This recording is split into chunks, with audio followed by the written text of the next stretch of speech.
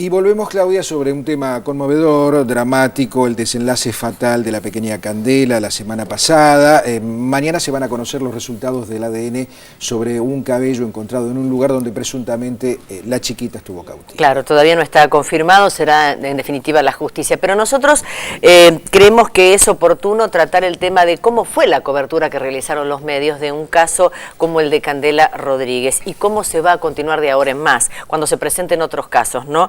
Cómo no herir la susceptibilidad de la familia, cómo mantener un cierto respeto.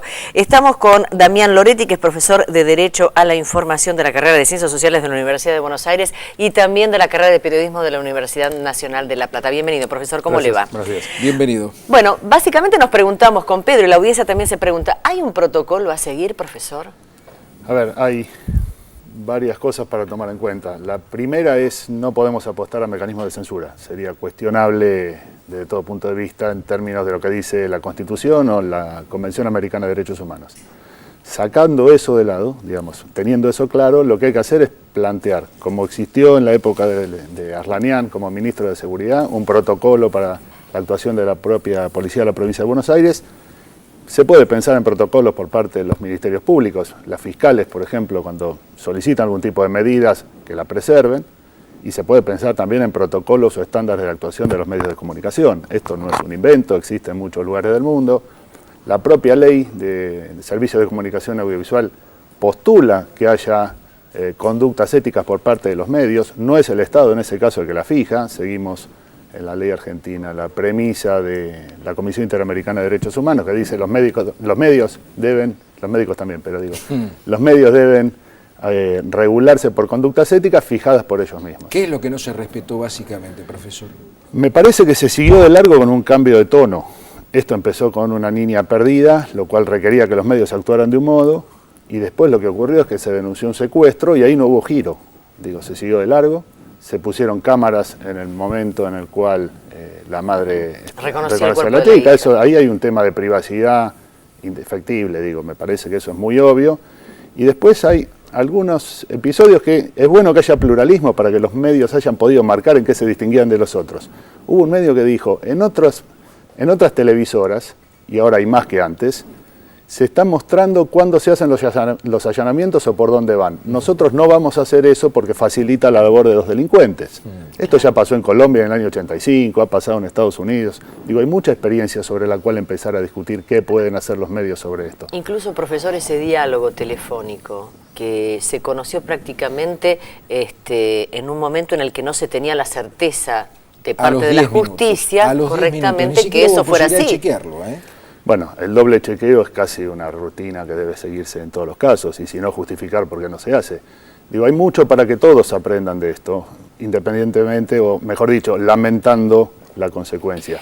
Una es la propia policía, el Ministerio Público y los medios. ¿En otros países se sigue este tipo de protocolos? ¿Se tienen en cuenta? ¿Hay otro tipo de respeto y de tratamiento para los casos de secuestro? En Colombia hubo un enorme debate a partir de lo que fue la retoma por una operación operada por helicópteros de la Corte Constitucional. Había una situación de rehenes, se habían cortado los suministros y los que estaban dentro del edificio del Palacio de Justicia, que tenían de rehenes a los miembros del Tribunal Constitucional, se enteraban por la radio de por dónde venían las fuerzas de retoma. Tuvimos el caso Ramallo, hubo un caso en Uruguay hace poco, hace un año y pico. En Canadá están rediscutiendo las guías de actuación de los canales de televisión en función de qué divulgar y cuándo y de qué modo chequearlo. Con lo cual me parece que hay algunos antecedentes para mirar sin hacer demasiado.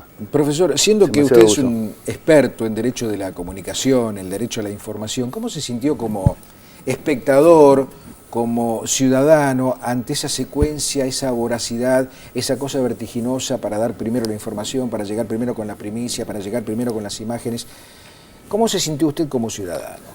A ver, ¿puedo decirlo como docente? Claro. Bueno. El jueves pasado inicié mi clase de Derecho a la Información con lo que yo llamo en la jerga las parroquiales, vale decir, qué de la vida real tiene que ver con la materia.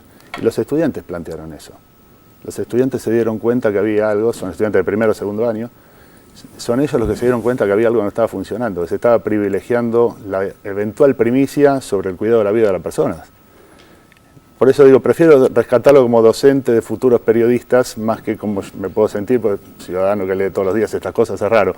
Pero me parece que el tema de los jóvenes estudiando periodismo con una percepción especial sobre el tema marca una diferencia. ¿Piensa que este caso puntualmente va a sentar un precedente en cuanto a la autocrítica de los mecanismos que utilizan los medios de comunicación para llevar adelante su tarea? Me parece que es hora de que lo que siempre decimos va a ser la última vez sea fundacional en serio. Si recordamos el caso de Pablo Echarri pidiendo a los medios no interfieran, sí, y seguimos de largo también. El hecho de que haya sido una niña me parece que da una entidad un poco más relevante para en serio sentarse ahora y discutir entre todos qué hacer con esto. Lo que pasa es que uno se pregunta que hay determinada legislación que existe, que no se respeta es otra cosa, porque si vamos a los hechos, que aparezcan mujeres desnudas en horario de protección al menor, no está contemplado. Sin embargo, pasa, no hay sanciones. Una persona que no es locutora no debería hacer un comercial y nombrar una marca, se sigue haciendo, o sea, es como que... A ver, no es tan simple, no es tan simple.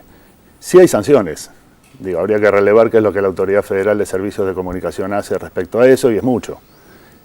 Respecto al tema de los locutores, en la época del gobierno del presidente Menem, las cámaras empresarias, eso es lo que, no me consta personalmente, son los comentarios que recibí, presionaron para que las figuras principales pudieran mencionar marcas a cambio de una flexibilización en la regulación de los locutores.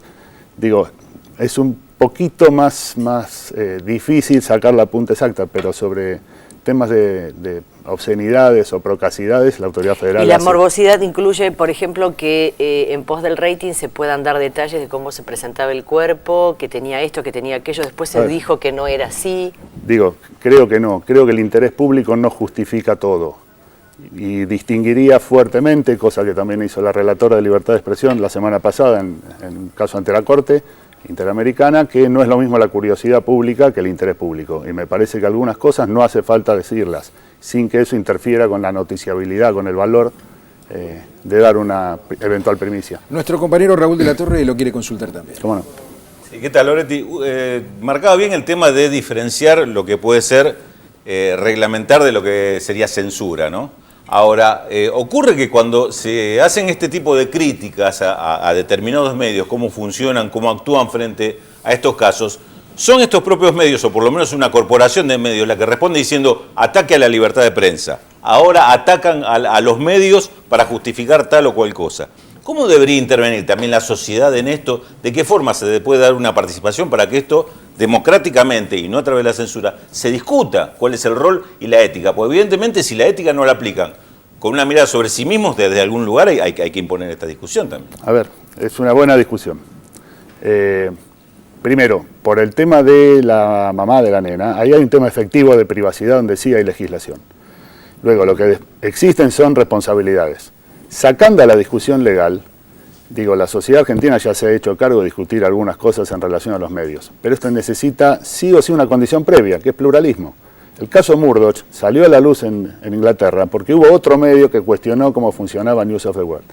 En la capital federal cuento esto porque los propios estudiantes dijeron, hay medios que dijeron no vamos a hacer lo que están haciendo otros. Ahora, en el interior del país, hasta que no salgan las 220 licencias, hay ciudades donde solamente hay un canal.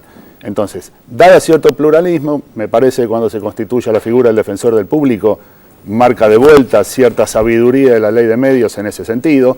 No hay que sancionar, lo que hay que hacer es poner en juego discusiones que hagan a una alfabetización mediática del público y reclamar qué es aquello que está bien y qué está mal desde el punto de vista de la ética y de la estética, y no solo de las leyes. A propósito de la comunicación, profesor, ¿hubo diferencias de matices y de encuadre en cuanto al discurso y a la información presentada ante la sociedad en la gráfica, en la televisión, en la radio? Y no todos los medios audiovisuales actúan igual y no toda la gráfica actúa igual, y se sigue viendo hasta por los correos de lectores que les mandan a los diarios que están satisfechos o insatisfechos. Los blogs recogen esas cosas de los lectores de los propios medios. Insisto, no toda la gráfica funciona igual, no todas las radios funcionan iguales, y en los lugares donde hay más de una televisora, en el caso de Capital, no todo funciona igual, y este canal lo demostró.